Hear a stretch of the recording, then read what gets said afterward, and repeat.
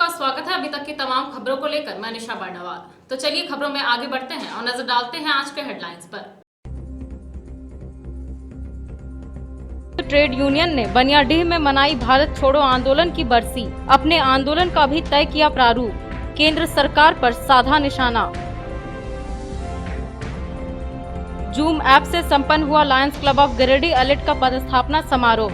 Subhash public school में आयोजित हुआ कार्यक्रम। पदाधिकारियों को दिलाई गई पद और गोपनीयता की शपथ। और गिरिडीह पुलिस ने 3 साइबर अपराधियों को किया गिरफ्तार। साइबर डीएसपी संदीप सुमन समदर्शी ने की प्रेस वार्ता। कहा, कोटक महिंद्रा पेटीएम आदि का लिंक भेजकर ये लोगों की गाढ़ी कमाई पर करते थे सेंधमारी।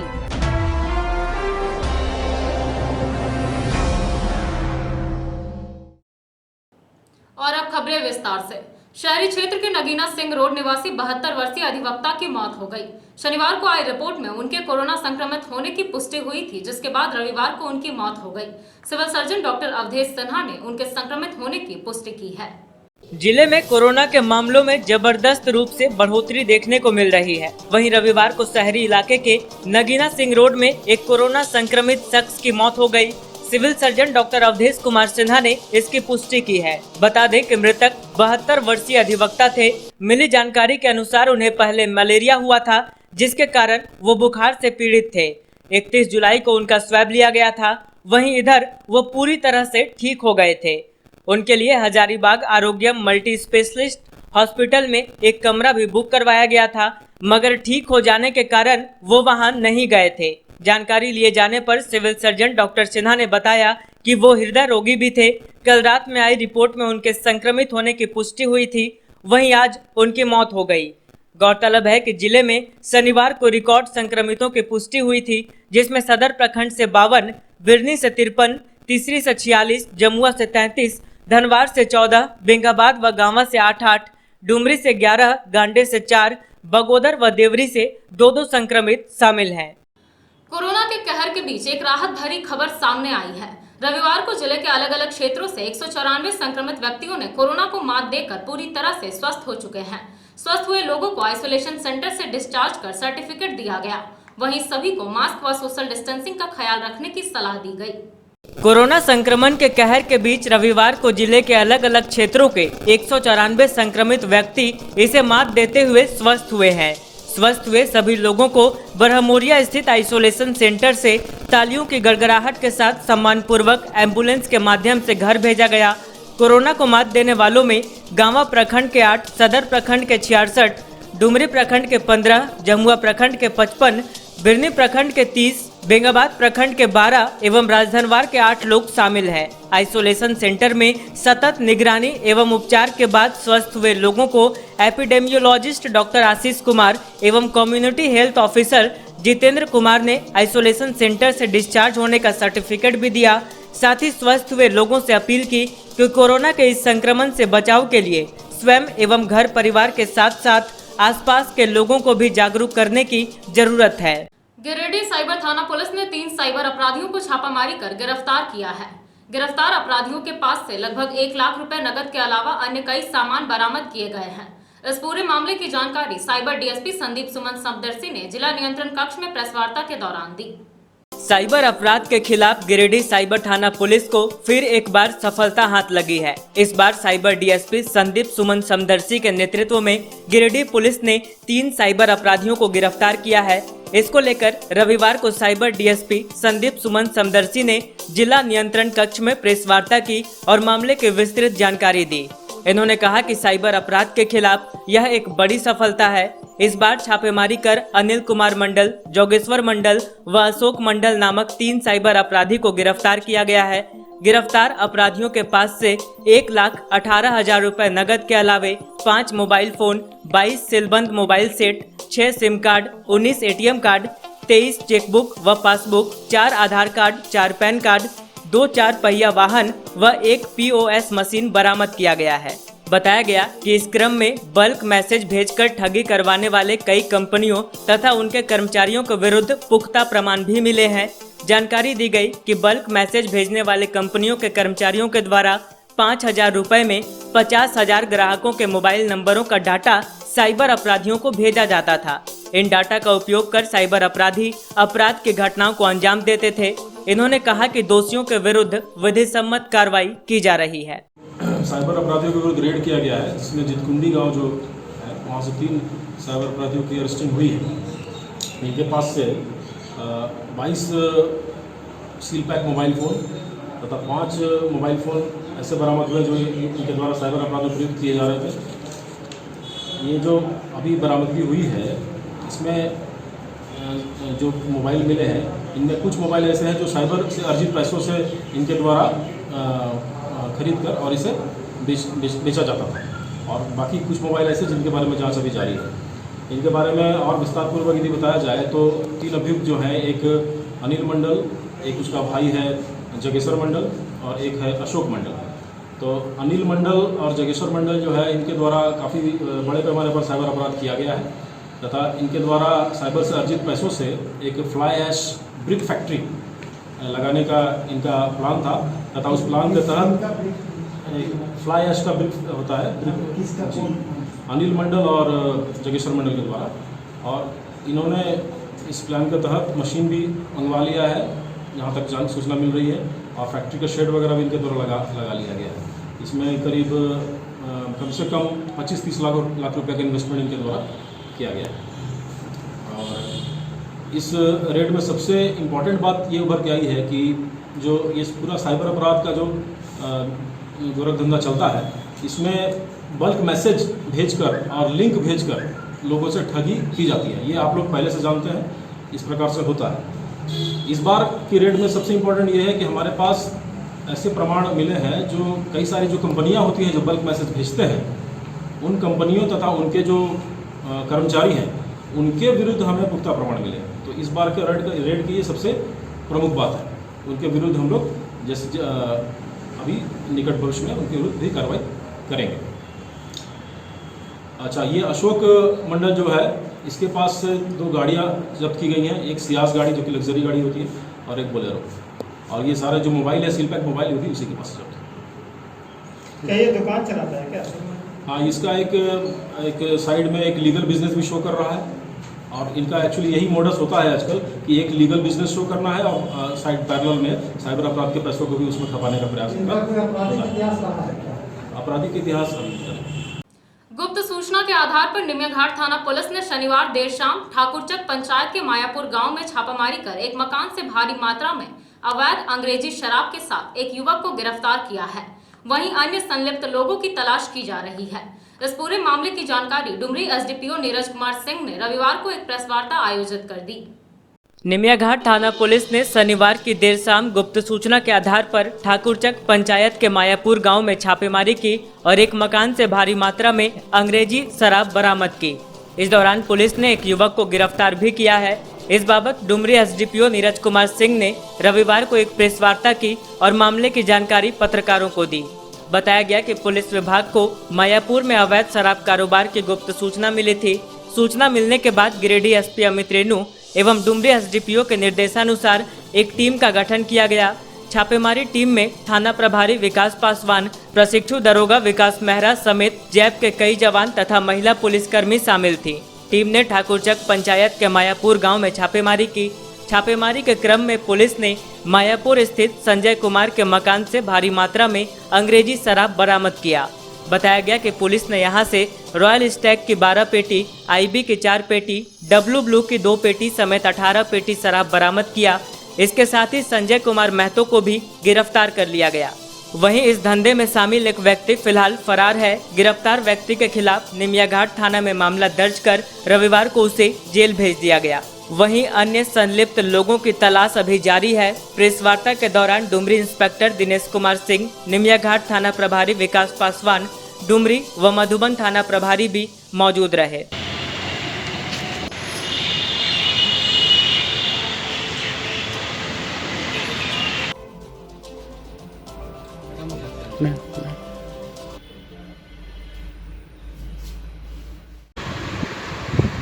निमियाघाट थाना क्षेत्र में मायापुर गांव के संजय कुमार महतो के घर से करीब 18 पैकेट अलग अलग ब्रांडों का अवैध शराब, अंग्रेजी शराब बरामद हुआ। सर ऐसी बात आ रही है कि ये नकली शराब है। ये तो जांच का विषय है। हालांकि उसमें स्टिकर देखने से तो तत्काल लगता है कि सरकारी है, लेकिन उसको हम लोग जांच करवाते हैं एक्साइज डिपार्टमेंट से। नकली आएगा तो उसके अनुरूप कार्रवाई करेंगे। किसी की गिरफ्तारी के लिए कितने हाँ, लोगों पर इसमें मामला दर्ज हुआ है? 2 व्यक्ति पर मामला दर्ज हुआ है, एक जो सप्लायर है और एक जिसके घर से बरामद हुआ है। सप्लायर का नाम कन्हाई करके आ रहा है, राजगंज के हैं वो, और ये संजय कुमार महतो मायापुर के हैं, दुनियाघर थाना क्षेत्र। सर कुछ इसका दाम वगैरह पता चल पाया है कि कितने मूल्य का था ये? दाम तो बता नहीं सकेंगे। मोटा मोटी 18 पैकेट अब जो भी दाम रहा है। विश्व आदिवासी दिवस के अवसर पर महुआटाड़ गांव में कांग्रेस पार्टी के द्वारा आदिवासी भाई बहनों के बीच मिठाई का वितरण किया गया। इसके बाद कांग्रेस कार्यालय में 9 अगस्त को भारत छोड़ो आंदोलन दिवस के रूप में मनाते हुए महात्मा गांधी के चित्र पर माल्यार्पण कर वक्ताओं ने अपने अपने विचार रखे। विश्व आदिवासी दिवस के अवसर पर रविवार को गिरिडीह सदर प्रखंड के महुआटाड़ गांव में कांग्रेस पार्टी द्वारा आदिवासी भाई बहनों के बीच वस्त्र एवं मिठाई का वितरण किया गया और उन्हें सम्मानित किया गया। इसके बाद जिला कांग्रेस कार्यालय में 9 अगस्त को भारत छोड़ो आंदोलन दिवस के रूप में मनाते हुए महात्मा गांधी की तस्वीर पर माल्यार्पण कर वक्ताओं ने अपने अपने विचार रखे। इस दौरान जिला अध्यक्ष नरेश वर्मा ने कहा कि आज का दिन बेहद खास है। झारखंड प्रदेश कांग्रेस कमेटी के सतीश केडिया ने कहा कि आज विश्व आदिवासी दिवस के अवसर पर अपने आदिवासी भाई बहनों से सीखना चाहिए कि किस तरह आज के युग में तमाम भौतिक सुख सुविधाओं से दूर रहकर अपनी संस्कृति, अपनी जल जंगल जमीन की रक्षा में तत्पर रहा जाए। यह अनुकरणीय है। कार्यक्रम में डॉक्टर मंजू कुमारी, महमूद अली खान, सदर प्रखंड के कार्यकारी अध्यक्ष सुनील राय, गुड्डू यादव, अमित सिन्हा, नदीम अख्तर, कृष्णा सिंह, साबिर हुसैन, लाडला, तनवीर, हयात सहित कई प्रमुख कांग्रेसी उपस्थित थे।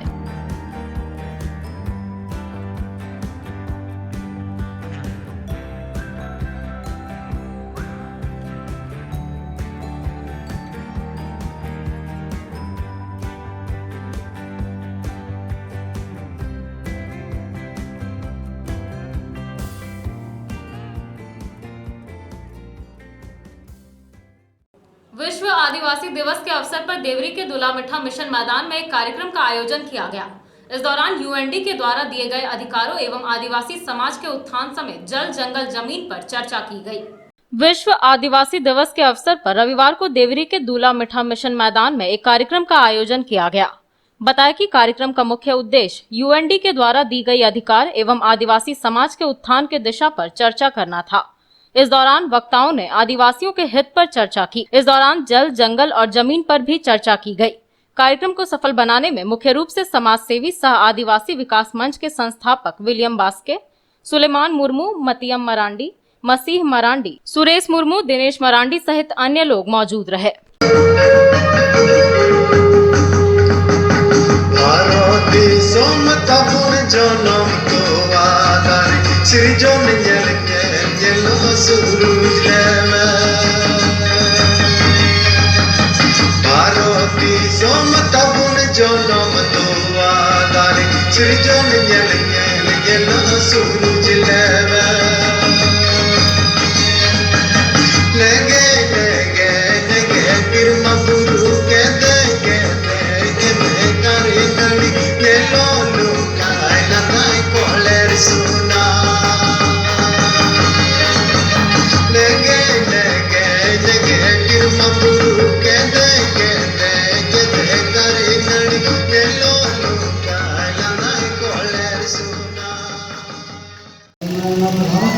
आज विश्व आदिवासी दिवस के अवसर पर प्रखंड स्तरीय कार्यक्रम ग्राम दुलामिठा में आयोजित है, जिसमें पूरे देवरी प्रखंड के सभी गांवों से ग्राम प्रधान, उनके सहयोगी एवं ग्रामवासियों के द्वारा यह कार्य आयोजित है, जिसमें मुख्यतः 2 बिंदुओं पर चर्चा की जा रही है। अभी के दौर में आदिवासी का पहचान एवं अस्तित्व खतरे में है। प्रकृति के छेड़छाड़ से पूरी दुनिया कोरोना इसी महामारी से ग्रस्त है और विशेषज्ञों के द्वारा ये निष्कर्ष निकला है कि आदिवासी क्षेत्र में कोरोना का प्रभाव बहुत कम है। कहने का मतलब ये सीधे प्रकृति का संरक्षक हैं, एक ही समुदाय जो आदिवासी हैं। और इस तरीके से हमारा दूसरा एजेंडा आज का जो चर्चा का विषय है वो है आदिवासी नेतृत्व एवं नेतृत्व का विकास। हम आदिवासी तमाम क्षेत्रों में जो आज छिड़े हुए हैं, लेकिन ये यूएनओ के द्वारा जो आदिवासी के दिशा निर्देश जो दिए हुए हैं कि कैसे सत्ता शासन में आदिवासी का कब्जा हो या पूरे विश्व में जो प्रकृति का जो विनाश हुआ है वो प्रकृति को कैसे बचाया जाए, भाषा, संस्कृति, वेशभूषा को कैसे बचाया जाए, ये तमाम बिंदुओं पर चर्चा करते हुए आज का कार्यक्रम आयोजित है। इन्हीं चंद शब्दों के साथ मैं अपनी बात को विराम देता हूँ। गुप्त सूचना के आधार पर नगर थाना पुलिस ने अर्घाघाट छठ घाट के समीप छापामारी की और अवैध रूप से बालू का उठाव कर रहे 3 ट्रैक्टर को जब्त किया। हालांकि इस दौरान ट्रैक्टर चालक भागने में सफल रहे। तीनों ट्रैक्टर को जब्त कर पुलिस अपने साथ नगर थाना ले आई है। गुप्त सूचना के आधार पर नगर थाना पुलिस ने अर्घाघाट छठ घाट के समीप छापामारी की और अवैध रूप से बालू उठाव कर रहे 3 ट्रैक्टर को जब्त किया। बताया गया कि गुप्त सूचना के आधार पर व गिरिडीह एसपी अमित रेणु के दिशा निर्देशों के अनुसार एक टीम का गठन किया गया। टीम का नेतृत्व नगर थाना के एसआई प्रवीण कुमार कर रहे थे। टीम ने अर्घाघाट छठ घाट के समीप छापामारी की और अवैध रूप से बालू उठाव कर रहे 3 ट्रैक्टर को जब्त कर लिया। हालांकि ट्रैक्टर चालक भागने में सफल रहे। बताया गया कि ट्रैक्टर को जब्त कर मामले की जांच की जा रही है। दोषियों पर विधि सम्मत कार्रवाई की जाएगी।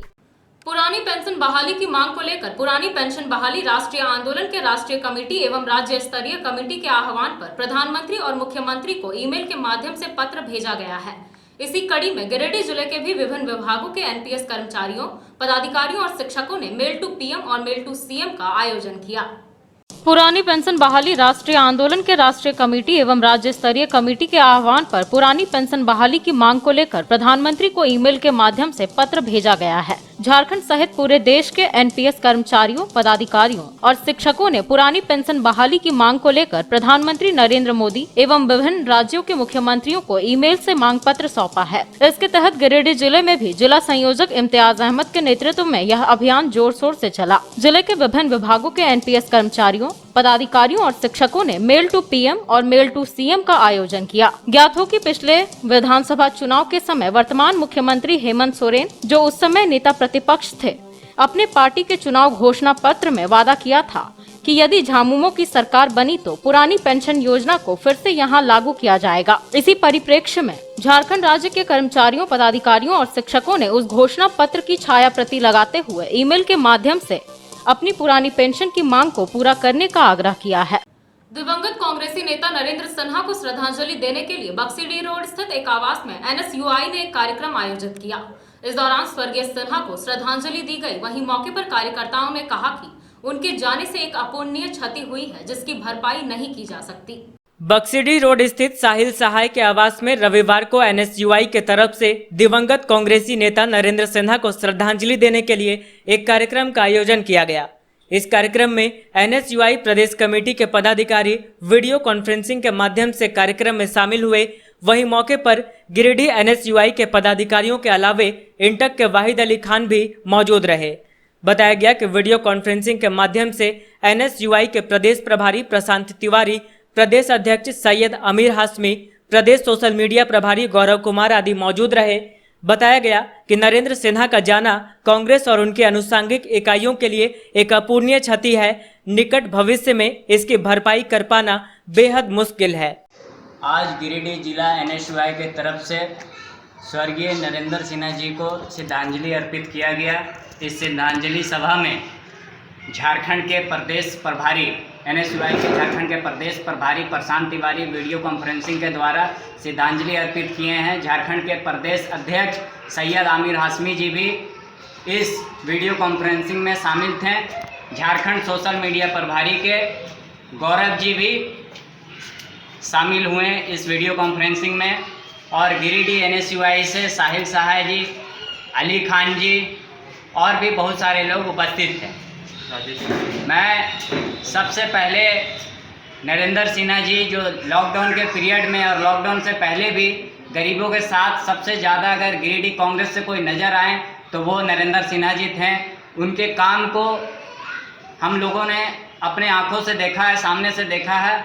ये क्षति जो कांग्रेस पार्टी को हुई है, इसको भर पाना कांग्रेस पार्टी के लिए बहुत ही मुश्किल साबित होगा। और मैं तमाम कांग्रेस पार्टी से ये निवेदन करता हूँ कि उनके बड़े भाई को कांग्रेस पार्टी में कुछ आला से आला मुकाम देना चाहिए, क्योंकि इन्होंने अपना पूरा जीवन कांग्रेस पार्टी के लिए दिया है। बहुत बहुत धन्यवाद आपका। संयुक्त ट्रेड यूनियन की ओर से 9 अगस्त को घोषित देशव्यापी कार्यक्रम के तहत बनियाडी सीसीएल जीएम कार्यालय के समक्ष विभिन्न श्रमिक संगठनों ने संयुक्त मोर्चा के बैनर तले मजदूर बचाओ देश बचाओ आंदोलन किया गया। आंदोलन में केंद्र सरकार की मजदूर विरोधी नीतियों एवं कोयला सेक्टर को निजी हाथों में सौंपने का जमकर विरोध किया गया।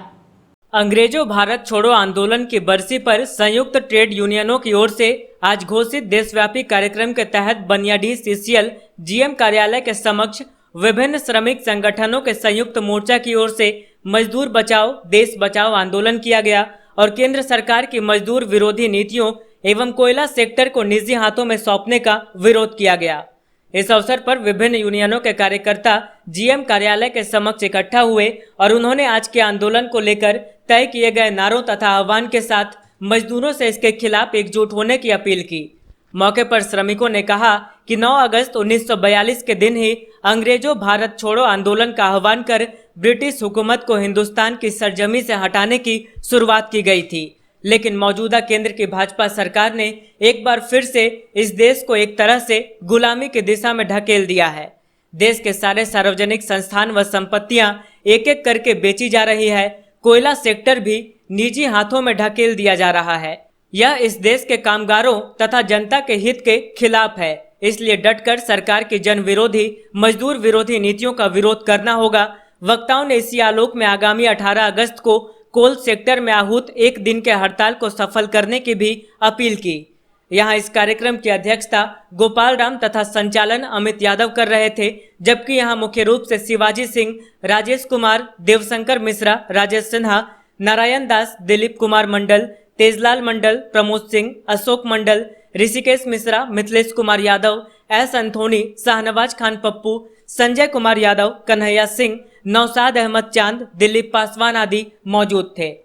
9 अगस्त अंग्रेजों भारत छोड़ो आंदोलन का दिवस है और आज के दिन संयुक्त ट्रेड यूनियनों की ओर से पूरे देश में मजदूर बचाओ देश बचाओ का एक नारा दिया गया है, क्योंकि मोदी और शाह की सरकार जो भी चल रही है, भाजपा की सरकार, इस सरकार ने एक बार फिर से इस देश को निजी कंपनियों के हवाले करने का, कारपोरेटों के हवाले करने का जो पूरा एक तैयारी कर लिया है, जिसके तहत सभी पब्लिक सेक्टर बेचे जा रहे हैं, जिसमें कोयला भी एक प्रमुख है। और अभी इसको लेकर के आगामी 18 तारीख को एक हड़ताल भी है। तो आज यहाँ पर संयुक्त मोर्चा ट्रेड यूनियन के सभी यूनियनों के पदाधिकारियों ने एक बैठक करके एक तो प्रतिवाद दिवस मनाया है, दूसरे ये 18 अगस्त की हड़ताल सफल कैसे होगी इस पर एक विस्तृत चर्चा की गई है। और हम समझते हैं कि आने वाला दिन जो 18 अगस्त का जो हड़ताल है वो इस गिरिडीह कोलियरी में सफल होगा। और कुल मिलाकर के जो आज का प्रतिवाद दिवस पूरे देश में मनाया गया है, सरकार को जनता के इच्छा और जो उनकी जो जरूरतें हैं उसके सामने सरकार को झुकना होगा।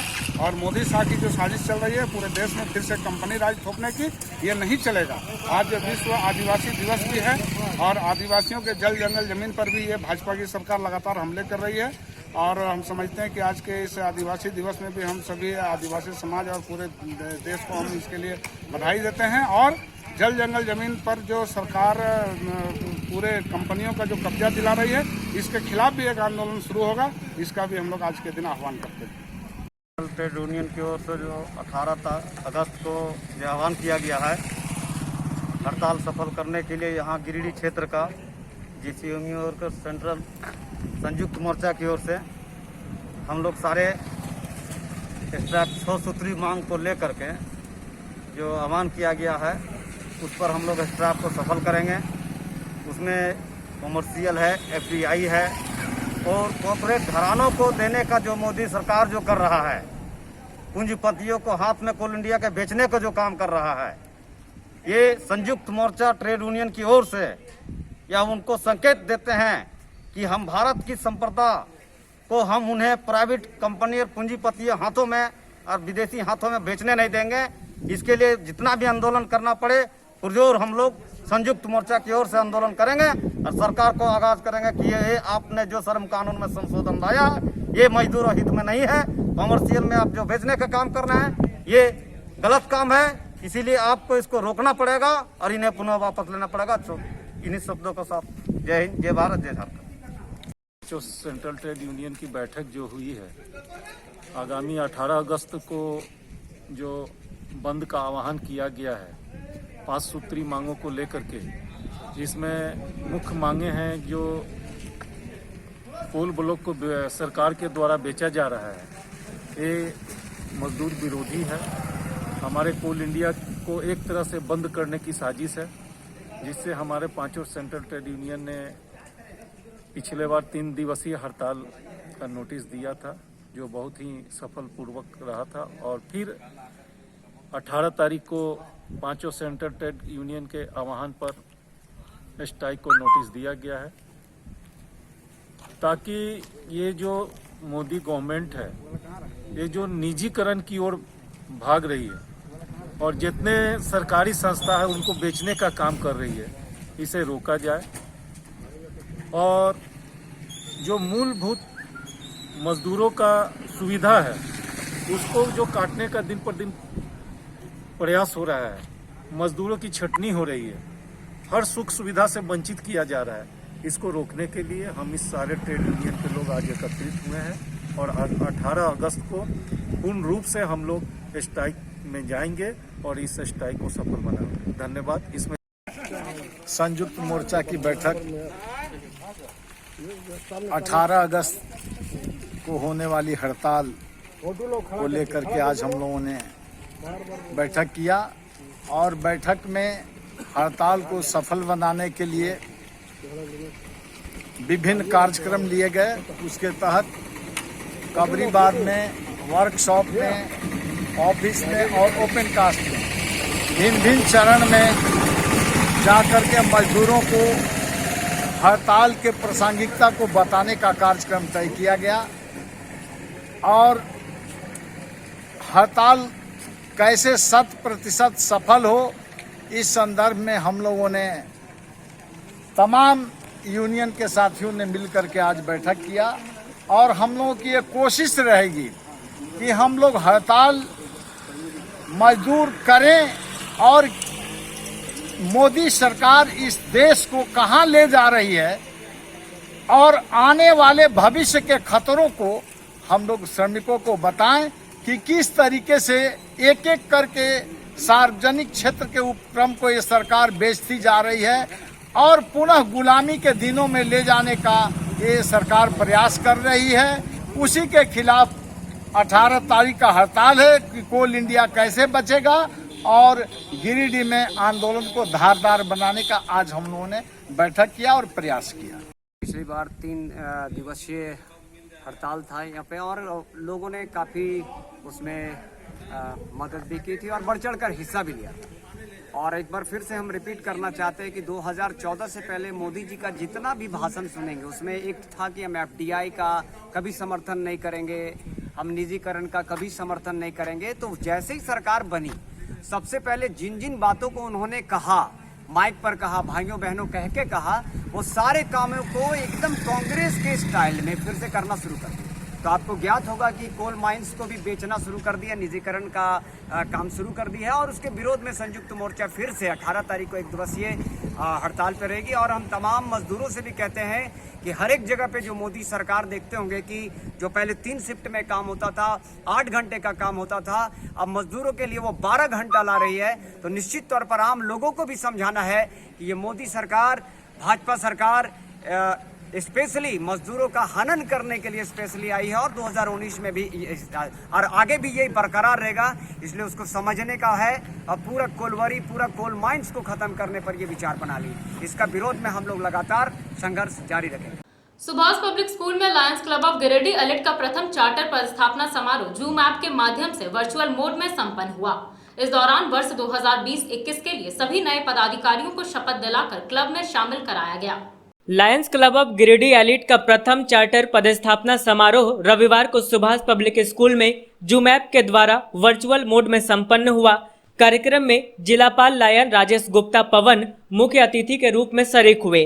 समारोह में पूर्व जिलापाल लायन राजीव कुमार सिंह के द्वारा सभी नए सदस्यों को शपथ दिलाकर विधिवत रूप से क्लब में शामिल कराया गया तथा पूर्व जिलापाल लायन राहुल वर्मा के द्वारा सभी पदाधिकारियों को शपथ दिलाया गया। बताया गया कि वर्ष 2020-21 के लिए लायन राजेश कुमार गुप्ता को चार्टर अध्यक्ष, लायन धन प्रकाश को चार्टर सचिव और लायन दशरथ प्रसाद को कोषाध्यक्ष बनाया गया।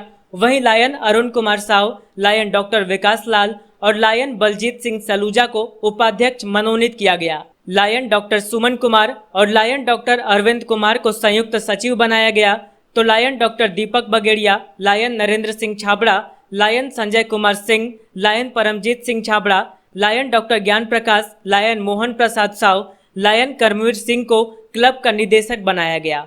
इस समारोह का पदस्थापना चेयरपर्सन लायन संजय कुमार सिंह कर रहे थे। इस समारोह का पदस्थापना चेयरपर्सन लायन संजय कुमार सिंह थे। अंत में धन्यवाद ज्ञापन लायन धर्म प्रकाश ने किया।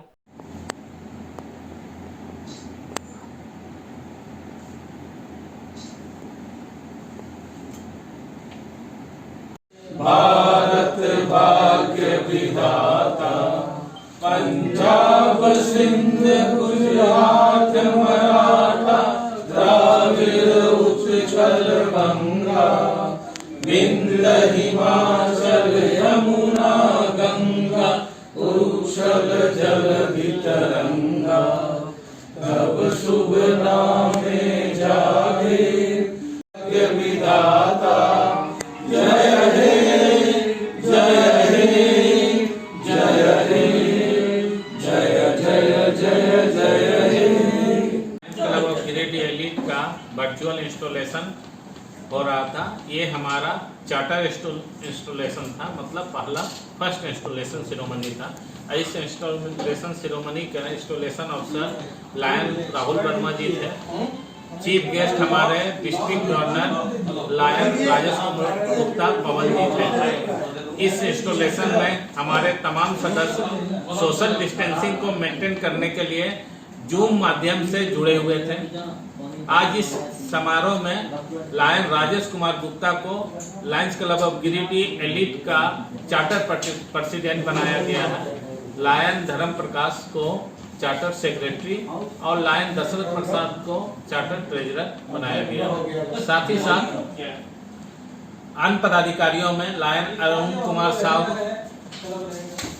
लायन डॉक्टर विकास लाल और लायन बलजीत सिंह सलूजा को vice president, lion Sanjay Kumar Singh को chairman membership, lion Arvind Kumar को club administrator, lion Sanjay Kumar को चेयरपर्सन लीडरशिप बनाया गया। साथ ही साथ इस क्लब के डायरेक्टर के रूप में doctor Deepak Bagedia, Narendra Singh Chhabra, lion Sanjay Kumar Singh, lion Paramjeet Singh Chhabra, lion doctor Gyan Prakash, lion Mohan Prasad Sao और लायन करमवीर सिंह को बनाया गया है। इसके अलावा ज्वाइंट सेक्रेटरी के रूप में डॉक्टर सुमन कुमार और डॉक्टर अरविंद कुमार को चयनित किया गया है। ज्वाइंट ट्रेजरर के रूप में लायन राजीव रंजन सिंह को चुना गया है। चेयरपर्सन सर्विस एक्टिविटी के रूप में लायन कृष्णा कुमार साहू को तथा चेयरपर्सन वन एक्टिविटी के रूप में लायन विकास गुप्ता को चुना गया है। आज के बैठक में तमाम सदस्यों ने एक मत से यह तय किया है कि आने वाले दिनों में Lions club of Giridih elite Giridih जिला के सारे क्षेत्रों में मानव सेवा में सबसे अग्रणी भूमिका में रहेगा और तमाम जन सेवा का काम करेगा। साथ ही साथ यह भी तय किया गया है कि आने वाले दिनों में Lions club of Giridih elite अपने डिस्ट्रिक्ट 322 ए लायंस डिस्ट्रिक्ट 322 ए में सबसे अग्रिम पंक्ति में खड़ा होगा। बेंगाबाद के झलकडीहा के ग्रामीणों ने गिरिडीह एसडीएम प्रेरणा दीक्षित को आवेदन प्रेषित कर झलकडीहा में हो रहे पीएसएस कार्य में अनियमितता बरतने की बात कही है। ग्रामीणों का कहना है कि संवेदक और इंजीनियर दोनों की मिलीभगत से निर्माण कार्य में खूब लापरवाही बरती जा रही है।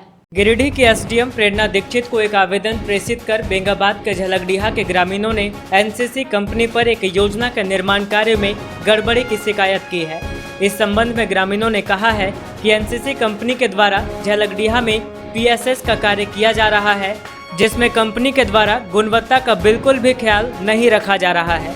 बताया गया कि योजना के एस्टीमेट में चिमनी ईटा के प्रयोग का जिक्र है, जबकि कंपनी की ओर से बंगला ईट का प्रयोग किया जा रहा है। वहीं बीम में 12 mm का सरिया लगाना है, जबकि कंपनी की ओर से कम mm का सरिया और कम मात्रा में छड़ को लगाया जा रहा है। ग्रामीणों ने कहा है कि इस मामले में विभाग के संवेदक और इंजीनियर दोनों की मिलीभगत है। इस वजह से ग्रामीणों की शिकायत के बावजूद भी विभाग कोई कार्रवाई नहीं कर रहा है। ग्रामीणों ने एसडीएम से हस्तक्षेप करने की गुहार लगाई है। एसडीएम को दिए गए आवेदन में मोहम्मद अहम खान, मोहम्मद मुमताज, एमानुएल सद्दाम खान, मोहम्मद फिरोज, मोहम्मद इकबाल, मोहम्मद अफरोज, मोहम्मद इरशाद, मोहम्मद बबलू, मोहम्मद अफरोज आदि का हस्ताक्षर है। जांच आयोग से अनुरोध है कि इसका जो पीएसएस का जो निर्माण है इसका अच्छे से जांच हो। इसमें जितने भी वाल देख रहे हैं इसमें एस्टीमेट के अंदर दायरे में है कि इसमें चिमनी भट्ठे का ईंट लगाया जाना चाहिए था, जो कि इसमें से बंगला भट्ठे का ईंट लगाया जा रहा है। मना करने बोलने पर वो अधिकारी बोलता है कि अगर आप यहाँ ज़्यादा कीजिए तो आपके ऊपर एफआईआर कर दिया जाएगा। इसलिए सूचना आयोग है, जाँच अधिकारी जितने उपायुक्त हैं, जितने जो जाँच करने वाली टीम है उनसे अनुरोध किया जाता है कि इस पीएसएस का अच्छे से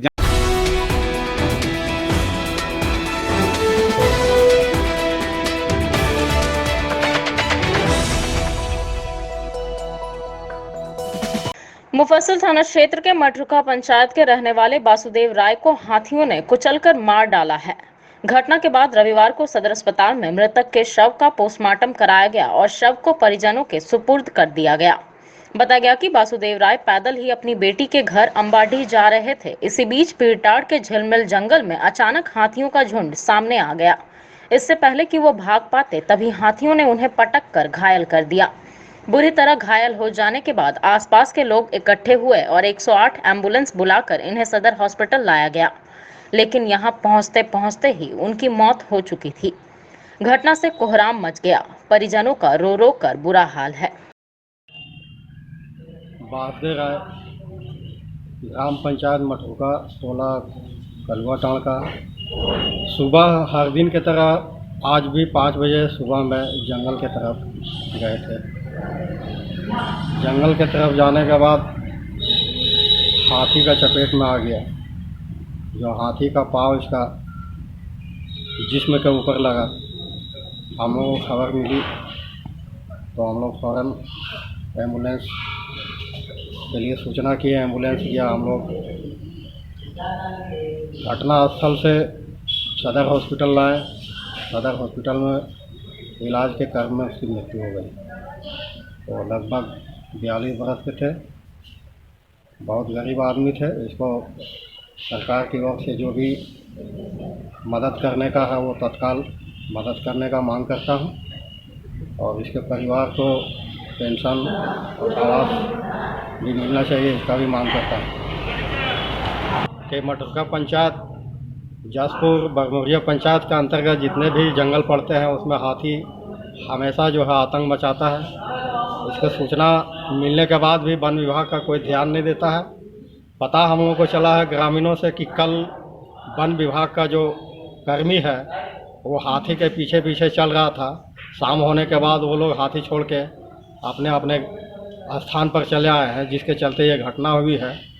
हम जिला प्रशासन से यह भी मांग करता हूं कि जिस व्यक्ति को उसमें ड्यूटी में लगाया गया था उसके ऊपर भी कार्रवाई करे, ताकि वन विभाग के जितने भी कर्मचारी पदाधिकारी हैं वो सही ढंग से अपना काम कर सकेंगे और ग्रामीणों को इससे हाथी के आतंक से बच सके। तो चलते चलते एक बार फिर नजर डालते हैं आज के हेडलाइंस पर।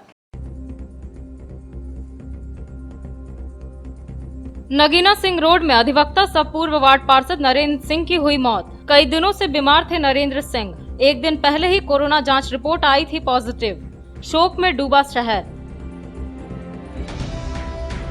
संयुक्त ट्रेड यूनियन ने बनियाडीह में मनाई भारत छोड़ो आंदोलन की बरसी। अपने आंदोलन का भी तय किया प्रारूप। केंद्र सरकार पर साधा निशाना। जूम ऐप से संपन्न हुआ Lions club of Giridih elite का पदस्थापना समारोह। सुभाष पब्लिक स्कूल में आयोजित हुआ कार्यक्रम। पदाधिकारियों को दिलाई गई पद और गोपनीयता की शपथ।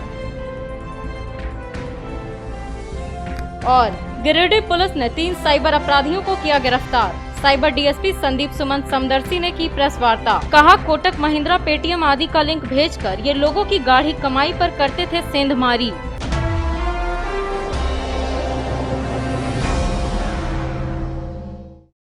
तो दर्शकों, ये था हमारा आज का न्यूज अंक। आज के अंक में बस इतना ही। कल फिर होगी मुलाकात कुछ अन्य खबरों के साथ। तब तक के लिए दीजिए मुझे और मेरी पूरी टीम को इजाजत। नमस्कार।